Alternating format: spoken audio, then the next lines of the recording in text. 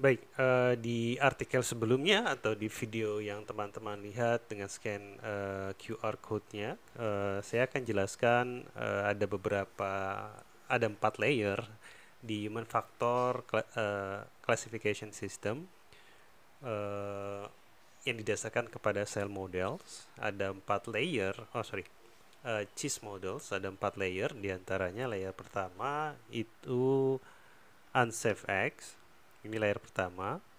Kemudian di layer kedua kita disebutnya precondition of unsafe egg. Di layer ketiga ada namanya unsafe supervision, dan yang layer terakhir ada di organization influence. So di switches model itu selalu disebutnya ini layer pertama, layer kedua, layer ketiga, dan layer keempat. Yuk kita jelaskan satu persatu apa saja parameter faktor manusia yang menggunakan sistem switches model ini.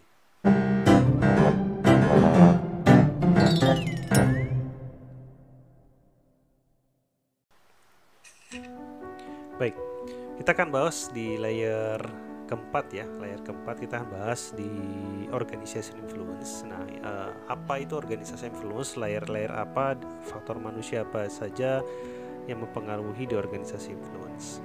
So, di organisasi influence itu di layer pertama kita nyebutnya ada faktor organisasi yang bisa mengakibatkan seorang misalkan bekerjanya menjadi sering salah atau bisa mengikuti prosedur atau tidak.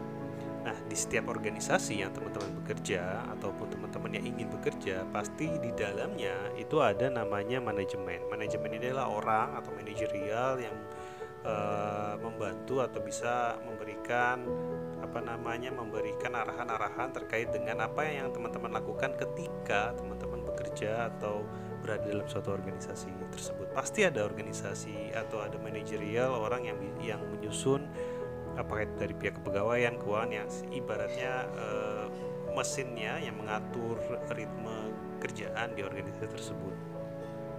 Ada suasana kerja. Nah, suasana kerja itu kultur budaya dalam suatu organisasi. Teman-teman pasti tahu suasana kerja ini kadang bisa mempengaruhi mood seseorang untuk bisa bekerja dengan baik atau tidak. Suasana kerja ini ibaratnya dengan budaya apa yang organisasi itu bentuk sehingga karyawan di dalamnya mau bekerja dengan baik atau malah tidak bekerja dengan baik dan sebagainya. Yang berikutnya adalah SOP, standar operasi prosedur. Nah, ini pasti teman-teman ketika organisasi bekerja dalam suatu organisasi atau berada di suatu organisasi, pasti ada namanya standar operasi prosedur yang teman-teman harus lakukan, yang harus kerjakan di dalam suatu organisasi. Nah, ini kemudian disebut dengan layer 4 dalam switches model. Organisasi, faktor apa saja yang mempengaruhi manusia di dalam organisasi tersebut. Di antaranya ada manajerial, ada para pengawas, ada kepala bidang dan sebagainya, ada suasana kerja dan ada SOP. Nah, pasti teman-teman kan kalau pengen bekerja pasti kan ingin manajerialnya bagus, kemudian suasananya enak, kemudian SOP-nya jelas terukur, bisa dieksekusi dengan baik dan benar, bisa dinilai dengan benar atau bisa dieksekusi dengan baik dan benar. Pingin kan kerja di sana gitu, dan nggak kepingin tuh kerja di tempat yang mungkin suasana kerjanya nggak enak ya gitu, terus salah-salahan dan sebagainya, standar operasinya nggak ada, atau standar operasi prosedurnya itu ya sedapatnya dan sebagainya, manajerial semaunya misalkan untuk bisa teman-teman lakukan kerja dan sebagainya, kan nggak mau kan. Nah, kalau ada hal-hal seperti itu nanti dia akan buat hold. Nanti kita akan bahas lebih lanjut ya. Saya hanya membahas tentang faktor apa saja yang ada di switches model tersebut. Berikutnya ada di layer ketiga. Ini kenapa saya bahas dari layer keempat ke satu, nanti saya akan jelaskan di advance video selanjutnya. Di layer ketiga itu ada namanya unsafe supervision atau pengawasan yang tidak aman. Di antaranya ada 3 parameter sih ya, 3 parameter di layer tersebut. Yang pertama adalah tidak cukup pengawasan, kemudian kegiatan operasional tidak terencana dengan baik karena bla bla bla. Kemudian ada 4 nih, kemudian gagal untuk mengoreksi masalah yang diketahui, atau yang keempat, pelanggaran pengawasan. Nah, bayangkan ya teman-teman misalkan kerja pada organisasi yang manajemennya nggak bagus, manajerialnya nggak bagus, suasana kerja nggak asik, SOP-nya nggak jelas dan tidak bisa diukur. Nah, ini akan menimbulkan hole atau lubang atau suatu kesalahan atau suatu kegagalan yang akan terjadi di masa yang akan datang atau masa depan atau pada saat teman-teman nanti bekerja. Nah, nanti kemudian jika ininya banyak minusnya atau kurang baik, dia akan masuk ke kategori atau ke layer berikutnya, layer ketiga. Apa itu layer ketiga? Yaitu unsafe supervisi, pengawasnya tidak aman. Kan tadi sudah dibahas di organisasi influence, itu ada manajemen, ada SOP, kemudian ada suasana kerja.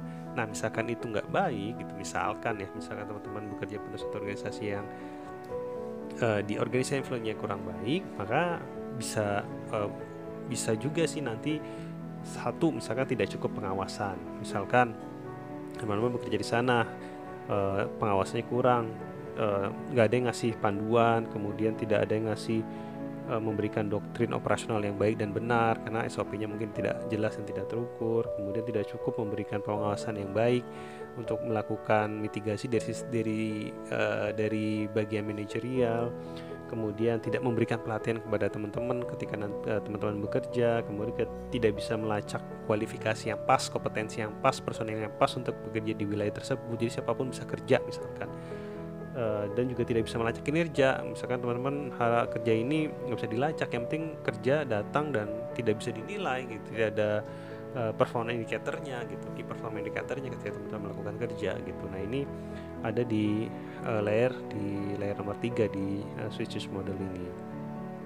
Nah, setelah tidak cukup pengawasan tuh ada juga misalkan kegiatan operasional tidak terencana dengan baik. Misalkan ya istirahatnya kurang, para pegawai diporsir tenaga, pikiran dan sebagainya, sehingga mengakibatkan istirahatnya kurang, ataupun briefingnya singkat. Diberikan doktrin operasional cuma singkat, sehingga tidak jelas dan tidak terukur. Kemudian penjadwalan yang tidak tepat, ya misalkan sudah lelah, sudah istirahatnya kurang, kemudian dikasih jadwal piket yang masih tetap aja ada gitu, tidak memperhitungkan istirahat yang cukup.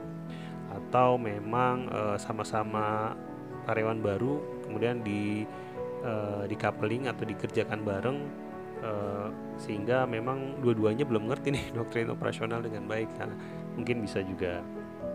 Nah, berikutnya adalah gagal untuk mengoreksi masalah yang diketahui. Misalkan sudah tahu nih, kita sudah memberikan masukan ke bagian manajerial terkait masalah yang diketahui, cuman pihak manajemen atau pihak pengawasan, seseorang yang diberikan hak atau kewenangan mengawasi di situ, itu gagal mengoreksi masalah yang kita sampaikan gitu.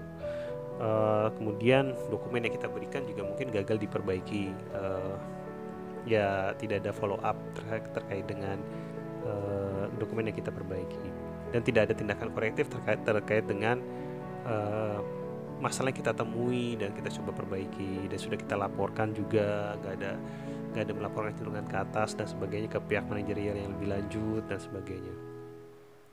Nah, pelanggaran pengawasan itu adalah gagal menegakkan peraturan dan regulasi. Ya ini karena nggak ada doktrin operasional yang jelas, terus nggak ada memberikan panduan juga nggak ada yang jelas dan sebagainya. Kemudian memberikan kewenangan tanpa koalisi yang tepat. Koalisinya tepat itu maksudnya memberikan kewenangan kalau dia tidak hadir di pengawasan tersebut, kemudian dia kasih kewenangan ke orang lain tapi tidak tepat, tidak sesuai dengan kualifikasinya, tidak mungkin kompetensi tidak cukup dan sebagainya. Jadi layer-layer ini mengindikasikan ada hole gitu ya. Kalau misalkan di sini dilakukan pengawasan yang tepat, operasional terencana dengan baik, kemudian koreksi dilakukan, dan pelanggaran bisa diminimalisir dengan membentuk peraturan atau regulasi, makanya nanti hole ini ketutup dan dia balik lagi gitu, sehingga tidak sampai ke losses kita sebutnya, atau kehilangan atau kesalahan atau kegagalan. Nah, ini jadi hole ini kemudian membentuk suatu kesalahan atau kegagalan yang membuat sejajar. Misalkan ini sudah dikoreksi, ya sudah, ini sudah akan dikoreksi, dia akan balik lagi ke bagian manajer dan terus tertutup hole-nya. Cuman kalau tidak, ya inilah yang disebut dengan switches model. Jadi ada organisasi, ada supervisi yang kurang memadai terkait dengan pengawasan yang tidak aman. Next, Jika ini terjadi kesalahan kegagalan di sisi manajerial, di sisi unsafe supervisi, pengawasan yang tidak aman, terjadi banyak masalah yang tidak diperbaiki, maka kan muncul tuh persyaratan tidak aman. Nah, ini persyaratan tidak aman tuh kita bagi menjadi 3 kategori di Swiss model ini. Ada lingkungan, ada kondisi operator, dan ada personil. Apa itu lingkungan? Nah, sudah kan misalnya istirahatnya kurang, kemudian penjadwalan yang ketat, peraturan yang tidak jelas dan sebagainya, tidak dikasih pelatihan yang cukup. Misalkan ada lingkungan itu biasanya pengaruhi cuaca, suhu, getaran, penerangan dari sistem peralatan dan sebagainya, tidak difasilitasi juga, tidak dikoreksi terkait dengan masukan yang kita berikan terkait dengan suhu ruangan misalkan, atau kebisingan atau penerangan dan desain peralatan, tidak dikoreksi, tidak tindakan korektif, maka ini juga akan mempengaruhi nanti operator yang bekerja di dalamnya.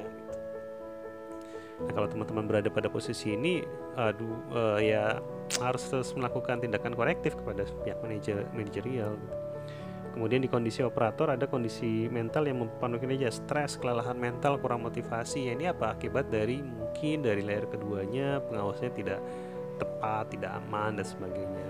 Kondisi psikologis itu ada mungkin ya kelelahan fisik yang efek dari layer sebelumnya. Nah, jadi inilah kemudian sel model ini ingin dibahas bahwa diusahakan sih pada tiap-tiap layer yang ada ini itu ditahan hole-nya, diperbaiki di setiap layernya. Kalau misalkan organisasi tidak bisa memperbaiki, ya sudah, dan tetap masuk ke wilayah layer 3. Layer 3 mencoba menahan untuk tidak lagi masuk ke layer berikutnya. Nah, itu fungsinya sebenarnya defenses. Nanti kita bahas defensesnya untuk tiap-tiap layer-layer ini, dan shell model ini membahas supaya tidak terjadi kesejajaran atau langsung keterkaitan antara masalah dari organisasi sampai layer pertama. Kemudian ada persyaratan tidak aman personil, kalau sudah capek, penjadwalan tidak tepat gitu ya, ada masalah komunikasi, koordinasi, perencanaan kerja tim, istirahat dan sebagainya. Itu juga sangat mempengaruhi persyaratan tidak aman yang nanti akan mengakibatkan satu layer lagi menyebabkan suatu kesalahan. Nah, layer selanjutnya adalah Unsafe Act. Ini adalah bahas banyak, ini nanti kita akan bahas masalah error, masalah violation. Dan di sini kita akan bahas banyak peoples nih, teman-teman yang mungkin nanti akan bekerja di sini atau sudah bekerja di sini, kita akan banyak masalah error violation, yaitu suatu kesalahan dan suatu pelanggaran. Nanti kita akan bahas banyak masalah ini di video selanjutnya. Jadi sel ini adalah terdiri dari 4 layer, yaitu layer keempat adalah organisasi influence, kemudian layer kedua unsafe supervision, kemudian layer ketiga precondition for unsafe act dan unsafe act. Itu saja sih yang saya pengen ketahui di awal buat teman-teman semua terkait dengan apa itu sel model dan bagaimana nanti kita akan bahas banyak di unsafe act, kemudian bagaimana hubungannya dengan metode lainnya yaitu shell model. Jadi itu kira-kira pembahasannya, layer-layernya, dengan tujuan bahwa dengan diharapkannya teman-teman mengetahui Swiss model ini, teman-teman diharapkan bahwa setiap layer yang ada di Swiss model ini adalah suatu kondisi yang mungkin bisa terjadi, dan bagaimanapun kita harus bisa menahan supaya tidak terjadi lubang atau suatu kesalahan atau kegagalan dengan tindakan korektif di tiap-tiap layernya. Demikian, semoga bermanfaat dan semoga dimengerti. Kita akan lanjutkan di video selanjutnya.